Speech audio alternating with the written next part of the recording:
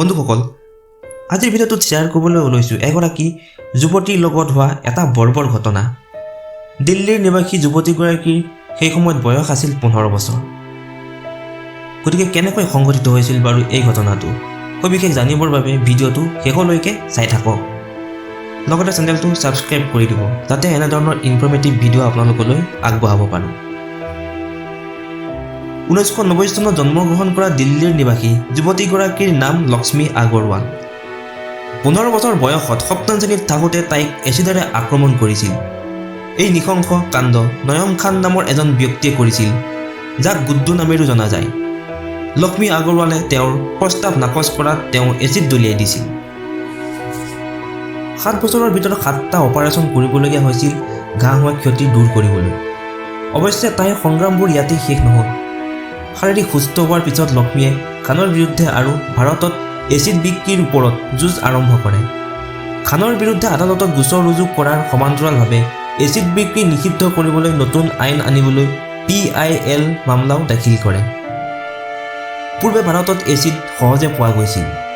সজাগতা সৃষ্টিৰ বাবে লক্ষ্মীয়ে এচিড বিক্ৰী বন্ধ কৰক পদক্ষেপত যোগদান কৰে। এই অভিযানৰ লক্ষ্য হৈছে দেশত এচিড হিংসা ৰোধ কৰা। লগতে আন্দোলনৰ লক্ষ্য আছিল মানুহৰ মাজত সজাগতা সৃষ্টি কৰা। অভিযানত 27,000ৰো অধিক স্বাক্ষৰ সফলতাৰে সংগ্ৰহ কৰা হৈছিল।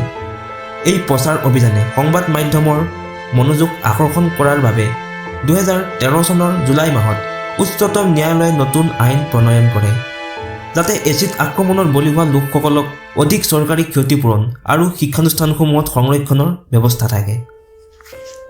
লক্ষ্মীয়ে সৰ্বোদয় কন্যা বিদ্যালয়ৰ পৰা 10ম শ্ৰেণীলৈকেই পঢ়িলে। এই ভয়ংকৰ কাৰ্যৰ বাবে তাই পৰৱৰ্তী পঢ়া শুনা সম্পূৰ্ণ কৰিব নোৱাৰিলে।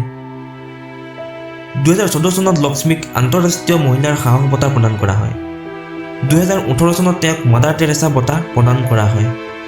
2019 চনত লক্ষ্মীক ইউনিচেফ মহিলা আৰু শিশু উন্নয়ন মন্ত্ৰালয় আৰু খোৱাপানী আৰু অনাময় মন্ত্ৰালয়ৰ পৰা আন্তঃৰাষ্ট্ৰীয় মহিলা সবলীকৰণ বঁটা প্ৰদান কৰা হয়। 2020 চনত চাপাক নামৰ এখন চিনেমা মুক্তি পাইছিল। লক্ষ্মীৰ আত্মজীৱনীৰ আধাৰত নিৰ্মিত এই চৰিত্ৰত অভিনয় কৰিছিল দীপিকা পাডুকনে। চিনেমাখনে সমাজলৈ এক শক্তিশালী বাৰ্তাও দিছিল।